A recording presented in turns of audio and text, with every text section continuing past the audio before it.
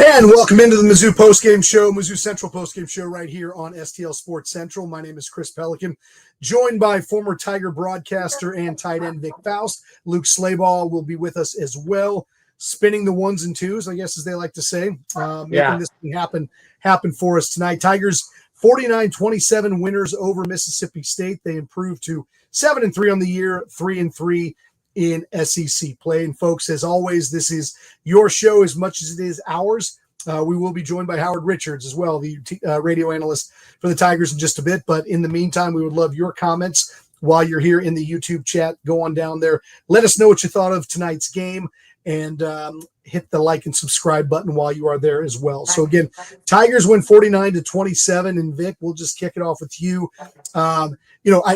We chatted real briefly about this, and I'm looking at this thing and saying, Mississippi State's sort of been a thorn in some teams' sides throughout the year in the SEC, with Matt Zollers getting his second career start, not looking fantastic in his first. I didn't think this thing was by any stretch a given. And this was one of these games that, you take out a few critical errors for the Tigers, and this thing wasn't really even close in any way, shape, or form. No, it really wasn't. And, hello to all the listeners and viewers tonight. I wish I would listen to my advice. I told everybody all week long, bet the house on Missouri minus 6.5. I said, bet the house if you get 6.5. And then sure enough, I got. Why so confident? Why so confident? Honestly, I don't think I would have touched that with a 10-foot pole. I thought it was the most sane bet of the year. And here's why. Because on senior night, a late night game, Mississippi State sitting around all day, Missouri coming off last week, a lot of contentious talk about Drinkwitz this week. The Missouri fan base and people, how dare you say we shouldn't be upset with not going to the playoff. I just felt these seniors were going to respond. And then when I looked at what other teams all year have done against Mississippi State, it's been through the run game. And then I looked at Missouri's run game, which is better than every team that faced Mississippi State this year. I said they are going to give a heavy dose of Ahmad Hardy and Jamal Roberts. And then, of course, it was all Hardy with an amazing night, running all over. And did you not see the difference between the defense that Mississippi State has and the Auburn defense, the Alabama defense, the A&M defense? There was a big freaking difference. So that's why I thought Mizzou would win. I thought they'd win convincingly. They did. And, of course, I didn't bet it. There it is. You still have your house. You could have had another one. Luke Slabaugh, your thoughts on, again, so just to follow up on Vic, Ahmad Hardy tonight with a 300-yard rushing game. The line had push all night. Hardy with a lot of space on cutbacks, especially just sort of those kickouts where, the middle's a little bit chewed up and then he just bounces to the outside. And next thing you know, he's been running for 50 yards. So, again, Tigers win 49-27. Luke, what are your thoughts? Hardy, obviously the story of this game, and I thought that his performance compensated for some of those early mistakes that Mizzou had on those first couple, the second and third Mississippi State drives in particular. Defensively, the personal fouls, the 2 targeting penalties, and some of that you could pin on SEC refs. However, I thought Mizzou bounced back with some explosive plays on offense, and then Toriano Pride, the East St. Louis native, the former Clemson player, transfers, plays defensive back here, was waiting for the breakout game from him. And him recovering that botched snap on the field goal when State had a chance to cut the deficit to 1 on their end, returning that 60 yards, and then the pick 6. Heck of a game from Toriano Pride and the Missouri defense on the back end of this game to seal it up. So still waiting on the first 50 burger for Mizzou against a common opponent since 2020. It's been about 5 years. Was hoping that they could do that late in this one. But all in all, they made up for some careless mistakes early in this game that could have doomed them. Yeah, 100%. And again, we mentioned this. It seems like those mistakes were really the only thing that kept this thing close. We talk about the Tiger defense, and this obviously a unit that has kept Mizzou in a lot of games this year. I think the second half against Texas A&M was one where maybe they, probably would like that half back in terms of how they played. But for the rest of the season, they've been fantastic. And I think a couple of stats that stand out to me about the defense. Mississippi State rushed the ball 52 times tonight, right? So clearly that's what Jeff Lebby likes to do. He likes to get Blake Shapen moving. 52 times, 110 yards on the ground, just over 2 yards per carry for Mississippi State. Tiger defense with 5 sacks, and then maybe the most important or most impressive statistic of the night for me, 13 tackles for losses.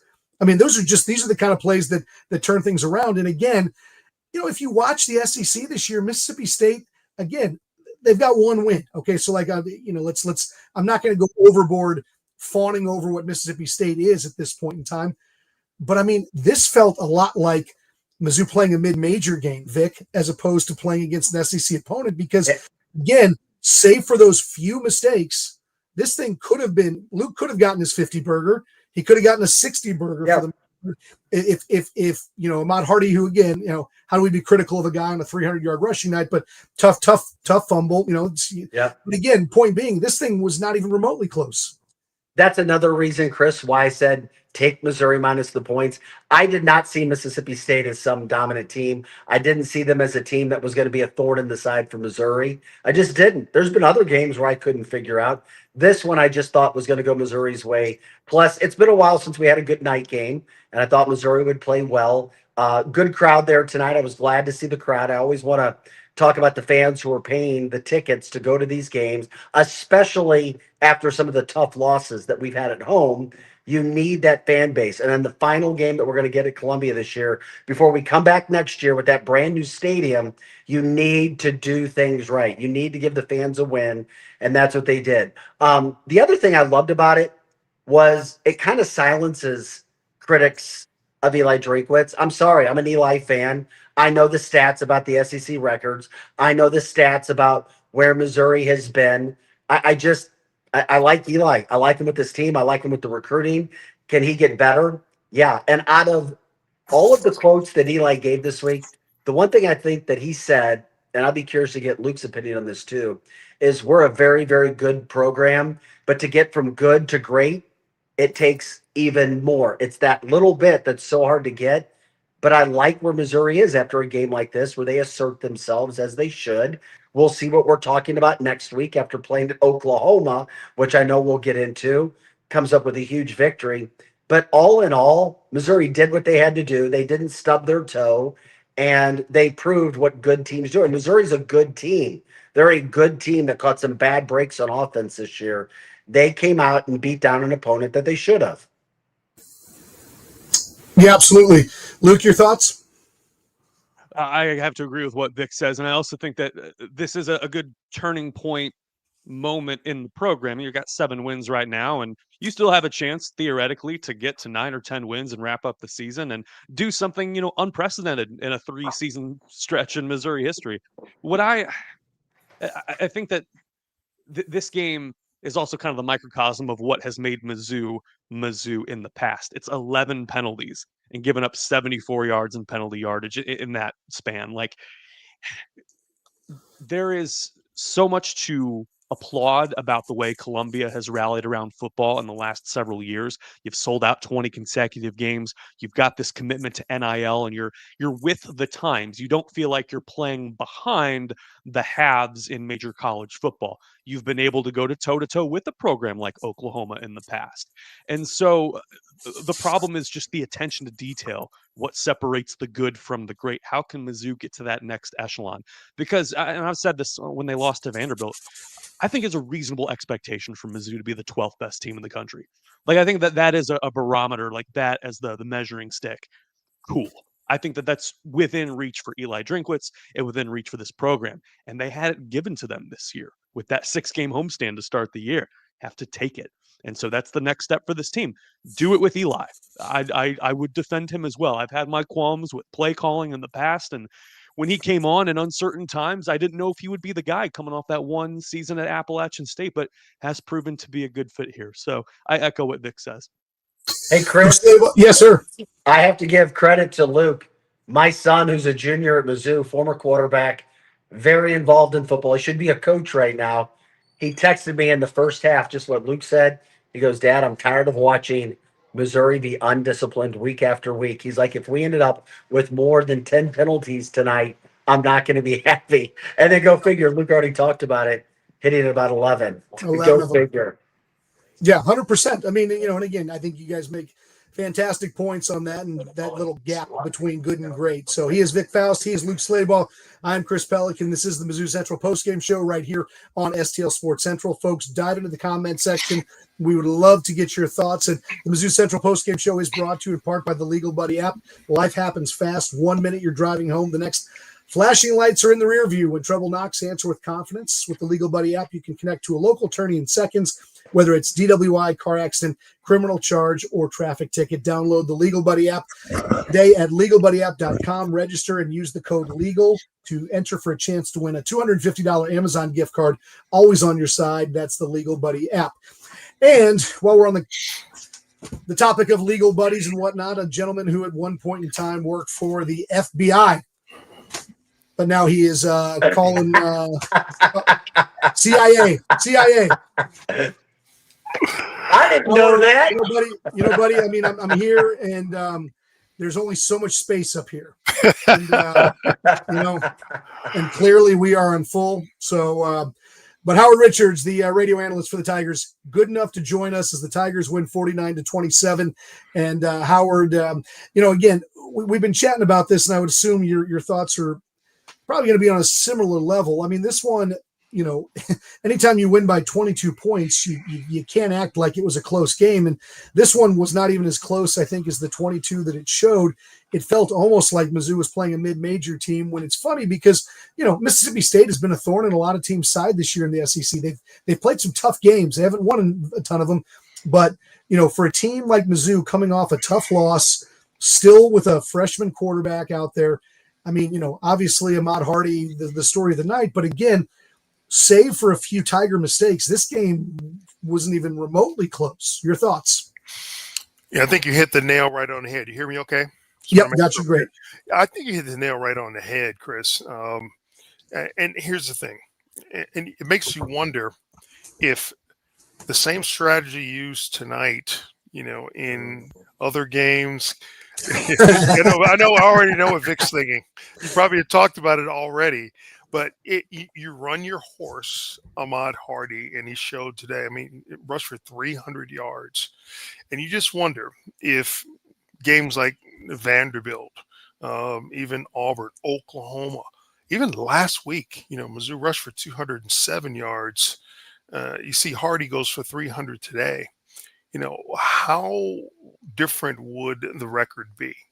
Not saying it would be different, but I have a feeling there's one or two games that Missouri wins if Missouri had been more intentional about running the football. I'm curious your thoughts as we continue. I mean, Ahmad Hardy as a player, it's hard not to love what he does. I mean, obviously the yards after contact are incredible. The vision is really incredible. Tonight, it seemed like the offensive line got a new level of push. I mean, this looked like the first handful of games of the season. Ahmad Hardy's biggest runs of the night, actually not really on the zone type play. It was more he got into a hole and bounced outside and found that lane to go. And it just seemed to me tonight that whether the offensive line played better, whether Mississippi State is just not as good of a front. I'm curious your thoughts on sort of the way the offensive line performed and again what that did for Hardy, because it seemed again like we just saw him make kind of that second decision a bunch tonight, more so than he has in the past, and that thing led to massive yards. Well, there were fewer tackles for loss. One thing that this line did better is sustaining blocks up front. You didn't see nearly as many defensive linemen making plays coming off early and hitting our running backs. The last touchdown run by Hardy, if you guys ever listen to, and you're not as old as I am, but listen to Vince Lombardi and Tom Landry, you'll hear the term roll to daylight. Ahmad Hardy made the classic roll to daylight run. When the ball was snapped, he saw all the flow going to his left with his offensive lineman blocking to his left. He planted that foot and rolled that thing all the way back to the daylight on the backside of the play. It was so beautiful because I watched Tony Dorsett do that so many times. And I mean, when I saw Hardy, and listen, not every running back gets it and understands, where those running opportunities are. But Ahmad Hardy's a sophomore. Can you imagine that in a couple of years? Well, maybe only one more year. That seems likely. That seems likely. Yeah, it's probably almost a surety. But his ability to see and feel where the flow was going and knowing where and when to rip off or plant and bounce it or whatever the case may be, he just about every single time tonight he picked the right door to open, and it showed up on the scoreboard and on the statistical boxes, man. But just an outstanding night for him. 25 rushes, exactly 300 yards, average 12 yards a carry. That's the equivalent of a first down every time he touches the ball. The record is 312, I believe, by Devin West. Devin West. And if there were maybe 3 more minutes on that clock, Ahmad Hardy, and listen, I bet you in the game where Devin West ran them, he did it in like 40-something carries, like 42 carries. He did. Hardy only 25. So just imagine if you take some of those carries from Jamal, he probably would have. I mean, he would have broken the record. There's no doubt about it. But guys, he's an All-American. He's a first-team All-American at Missouri this year. Count on it. Book it. Yeah. Yeah, 100%. And you know what?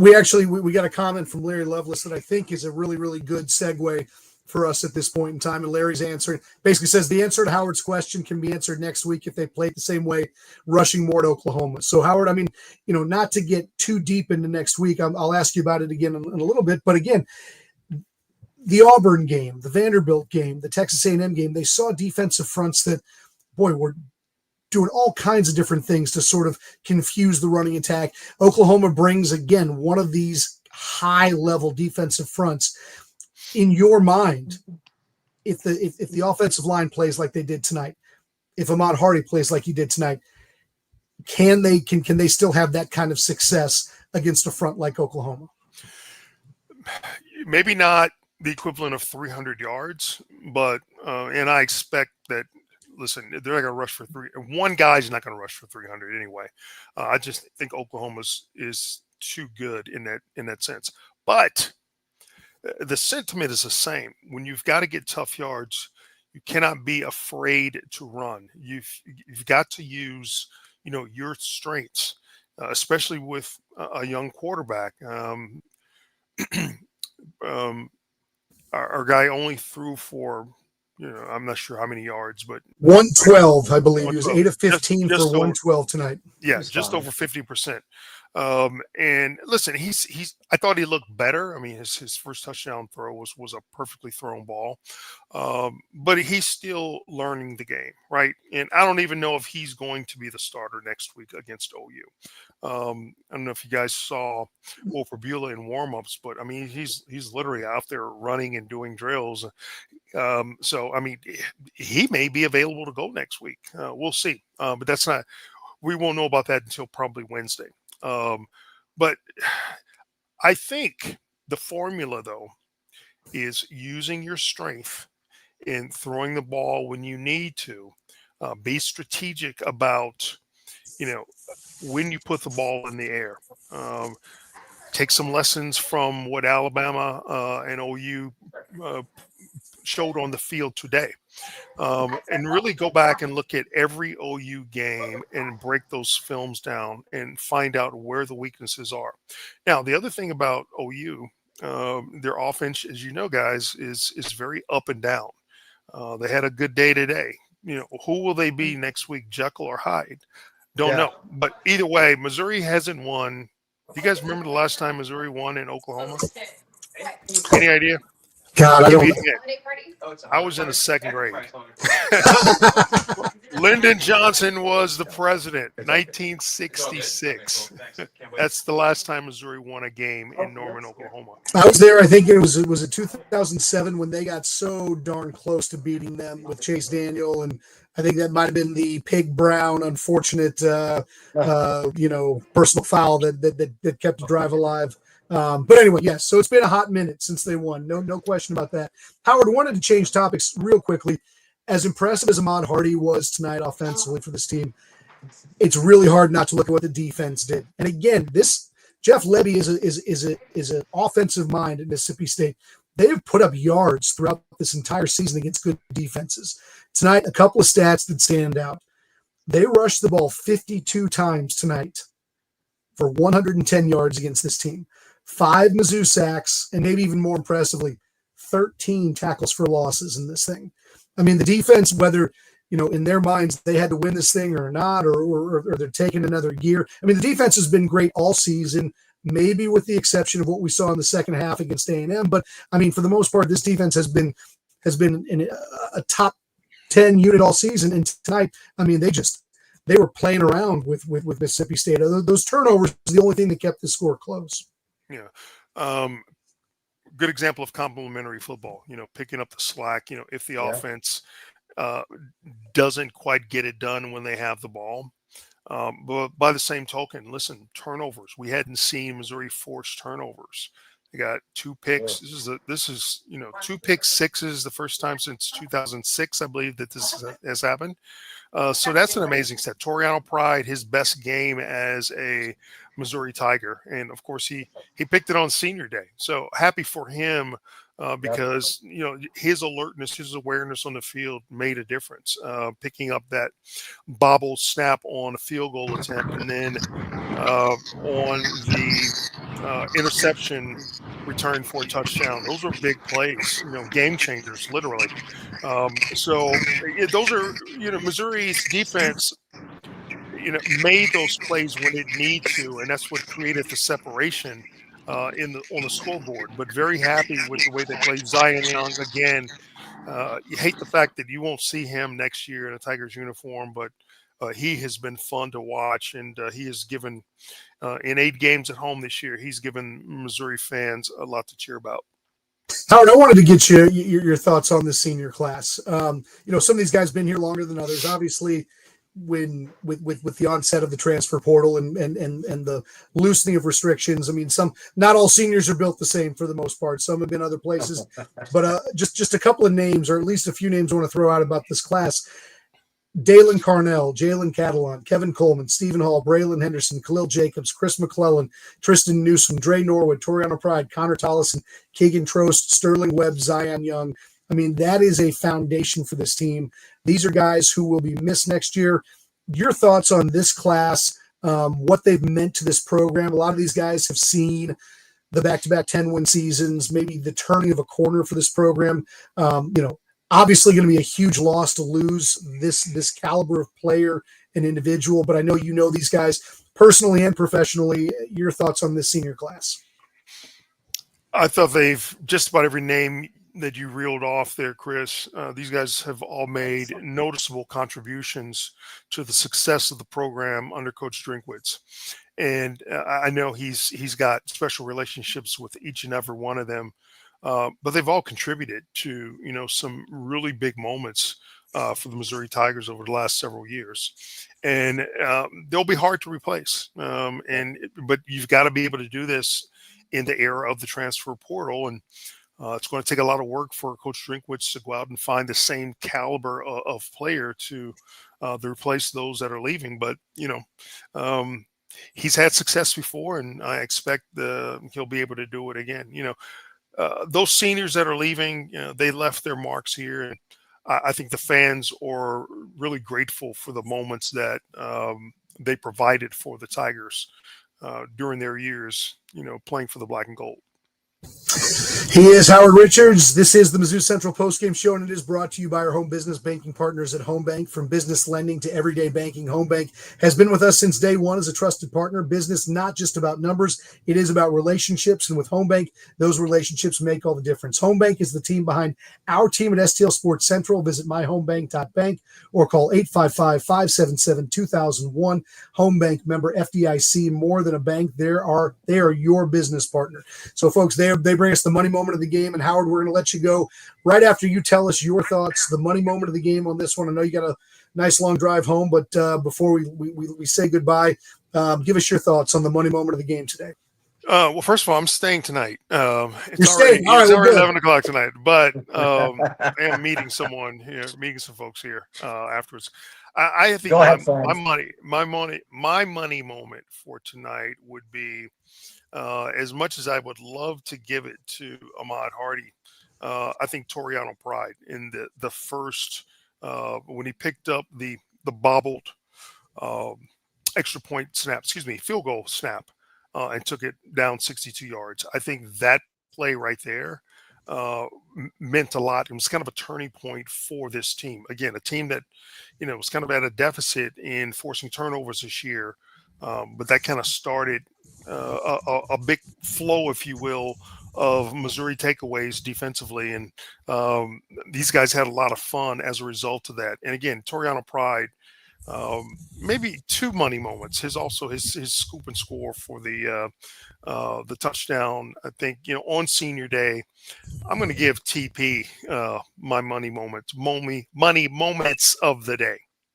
Perfect. Well, he is current Tigers radio analyst, former Tiger All-American, and former member of the Central Intelligence Agency. We got this one right this time. Howard Richards, we're going to let you roll money moment for everybody else here in just a second. But as always, my friend, thank you so much for your time. We look forward to, well, I guess I don't know if we're going to get you again this year, right? We're on the road the rest of the year, so I'm not sure that we will see you again, but we will definitely see you maybe next year at this time. How's that sound? Absolutely, man. We may be able to sneak one in later this Good. year. I'm not going to say All right. where, but Okay. we may be able to do it. I'm going to hold you to that, my friend. So, Howard, thanks so much for your time, my friend. Greatly appreciate it. All right. See you guys. See you, Howard. You guys. Okay. Take care, fellas. All Happy right. Thanksgiving.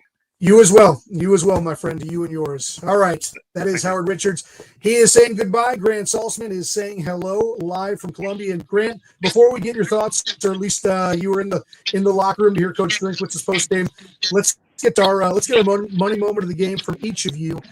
Vic Faust, I'm going to start with you. We'll work our way around, and then we'll get to Grant on what Coach Drinkwitz had to say. Money moment of the game, my friend.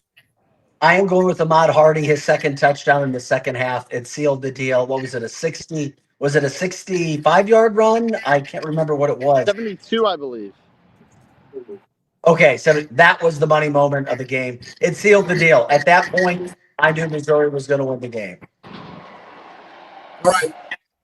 Luke, what you got? Hard for me to disagree with St. Louis Sports Hall of Famer Howard Richards. The Toriano Pride interception return for touchdown. Super happy to see him break out there on senior day. Grant Salsman, what you got? That Toriano Pride, and Vic knows this, I have maybe been the hardest on Toriano Pride of anybody. Yes, but you he have. steps up today in a big way. He played great against some dangerous Mississippi State receivers. They didn't have a lot, but they have some good receivers. And he stepped up with the pick six as well. That felt like the game changer in the night, was that bouncing ball, weird pick. Dalen Carnell had a chance to pick it off, and he went for the hit instead of the ball. And Pride with the corner thoughts, you're selfish out there. He picks up the ball and scores. That is what I would call the money moment of the game. All right, the money moment of the game is brought to you by Home Bank, the team behind our team at STL Sports Central. Visit myhomebank.bank or call 855-577-2001. This is the Mizzou Central Postgame Show right here on STL Sports Central. Vic Faust, Luke Slabaugh, Grant Salsman joining us from Columbia. Grant just getting out of Coach Drinkwitz's postgame press conference. And Grant, interested to hear what Drink had to say after that one. This game, we've talked about this a lot already, but it didn't feel anywhere close to being a 22-point game. It felt like a 42-point game. What did Coach Drink have to say after this win? Well, I thought the most newsworthy thing he said was actually not about the game. He was asked about Bo Perbula, who was warming up on the field, throwing, no brakes, no anything, no pads on, but was throwing. And he said, "We're not worried about that. We're talking about the game. We'll focus on that next week." So a non-commitment to Bo Perbula, which I actually think, if you're a Missouri fan hoping he plays, is probably a good thing. I think that's probably what you want, is him to be non-committal, because I think the closer he plays it to his chest, the more likely chance there is of Bo Perbula playing. Yeah, my son apparently is in the other room sending questions in. And I guess the question, basically is there's going to have to be some level of a sliding scale, right? Like, obviously, if you watch Perbula playing, or throwing for a guy who's got a dislocated or fractured ankle, I mean, he was moving pretty well in pregame warmups. Yeah. I'm curious, the question becomes how compromised do you take Bo Perbula versus a fully healthy Matt Zollers in this game coming up? I would go, and this me personally, just ruling out any other season or him next year. Like, if you're going just this game, a 70% Perbula I think is better than a fully healthy Matt Zollers. Now, I think it would have to be more closer to probably a 90% Bo Perbula for him to play this game. But I would take just about, and Matt Zollers is great. Matt Zollers played very well today, but I think to give you the best chance to beat Oklahoma, that's with Bo Perbula on the field. 100%. Vic, what are your thoughts? I see him making faces. A healthy Bo Perbula, Vic, not Bo Perbula that can't move. Yeah, I know, but here's what I'm looking at. And I love you, Grant.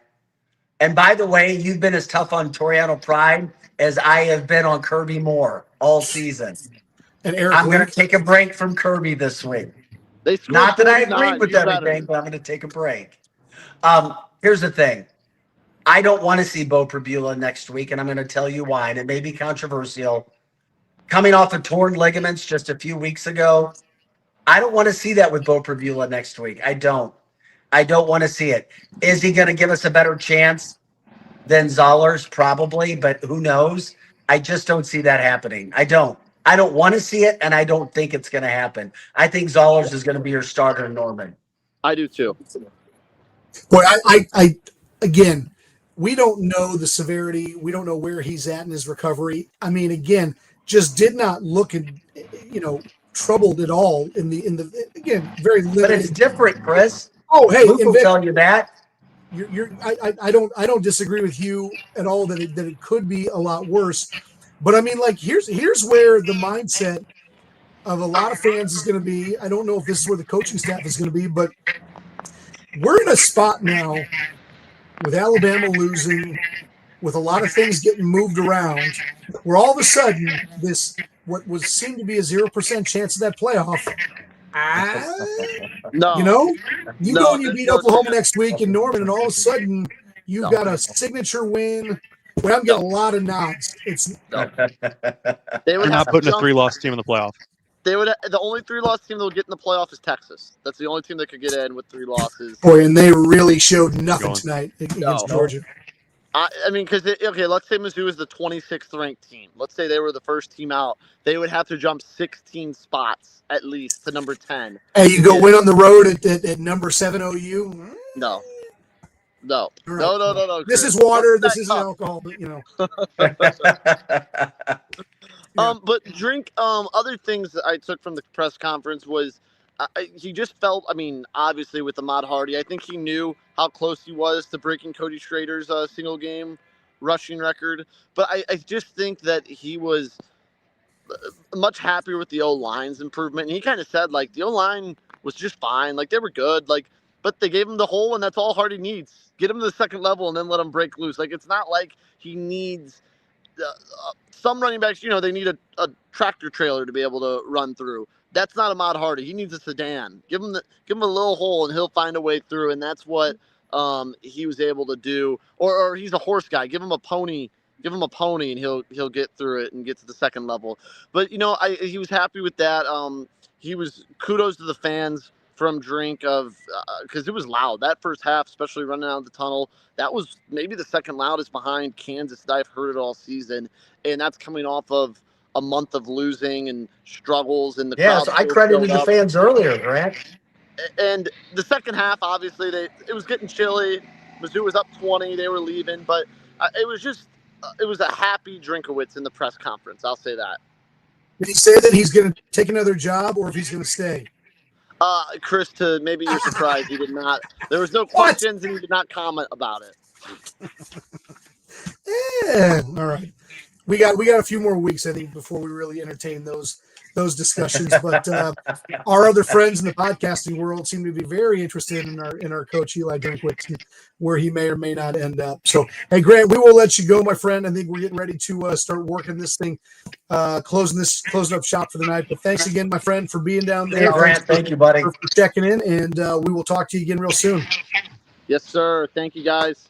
All right, thanks, Grant. That is Grant Salsman live from Columbia, Missouri. And folks, before we put this thing to bed, we got to talk about the date that's getting even closer. Missouri, get ready. The wait is almost over. DraftKings Sportsbook, America's top-rated sportsbook app, is coming soon to the Show Me State. New Missouri customers can download the DraftKings Sportsbook app today. When we go live, you place a bet for $5 and unlock $300 in bonus bets starting November 17th, which is like Monday, I'm thinking, right? Yep. You can create your DraftKings Sportsbook account in Missouri and get ready for launch day on December 1st. DraftKings Sportsbook brings everything you need to elevate your game day, including live in-game betting, lightning-fast payouts, and endless ways to get in on the action, all right from your phone. And when we officially go live in Missouri, you will be betting with the Sportsbook app trusted by millions, safe, secure, and has fast money withdrawals. Download the DraftKings Sportsbook app now and grab $300 in bonus bets with just a $5 bet when we go live December 1st. In partnership with DraftKings Sportsbook. Gambling problem? Call 1-800-GAMBLER. 21 and over. Physically present in Missouri. Eligibility restrictions apply. Bonus bets expire 7 days after issuance. Excludes customers who redeem pre-launch sign-up offer. Terms at sportsbook.draftkings.com/promos. Tigers win 49-27 over Mississippi State. They improved to 7-3 on the year, 3-3 in SEC play. Big Faust, Luke Slabaugh, closing thoughts as the Tigers, starting to get closer and closer to the end of this thing. Next week, it is an 11 a.m. kickoff in Norman. And just your closing thoughts from a Tiger win tonight. Vic Faust. Two closing thoughts. One, thank you to the fans this year for an incredible home season in Columbia. I was at 3 home games. It was amazing. I can't wait for next year. Second closing thought is, I know this may sound crazy, but a game at Oklahoma with this team is a winnable game. All right. I don't know what the point spread's going to be, but here's why I'm calling it a, quote, winnable game. We already know about Missouri's defense. Enough said. Oklahoma's offense against Alabama was not good today. Turnovers helped them win that game, in my humble opinion. And then the second part of that is, while Oklahoma's defense is absolutely freaking amazing, if Missouri runs the ball, they're going to put themselves in position to do that. Is it a winnable game? Yeah. Are they going to be an underdog? Yeah. But it is a winnable game, and we have not seen Missouri play a mistake-free football game yet this year. I'm hoping on it next week. That's not their only chance. Luke Slabaugh. It's a totally winnable game. I agree with Vic Faust. Also, the strength of Mizzou's defense up front. 5 sacks tonight against Mississippi State. Stick it to Johnny Mateer in Norman. And like our friend Howard Richards said, 1966. That's a long time coming. And Gaylord Family Oklahoma Memorial Stadium, Palace on the Prairie. I worked there for several years. It's a great venue, and it's a good stage for an upset. Oklahoma is riding high. They're going to jump over Bama in the CFP rankings on Tuesday. This is the best they felt about a real playoff contender since, even before the Lincoln Riley years, to be quite frank, maybe the Baker Mayfield Georgia game in the Rose Bowl. So this is a time to play spoiler against your former Big 12 arch nemesis. Get it done. Like you said, 60 years since they've won there. Tigers are due. All right, folks, greatly appreciate your time. He is former Tiger broadcaster and tight end Vic Faust. Luke Slabaugh also joining us today, running the ones and twos and producing away a great show. Tigers win tonight, 49-27 over Mississippi State. They are back in action next Saturday at Norman, as we mentioned, to take on the upstart Oklahoma Sooners, soon to be top 10 ranked Oklahoma Sooners, and a game that will be very interesting to watch. We will be here to cut it apart a week from today. And folks, we very much appreciate your time. Thanks for staying up with us. For Vic, for Luke, I'm Chris Pelikan. This has been the Mizzou Central Postgame Show right here on STL Sports Central. We'll see you next time.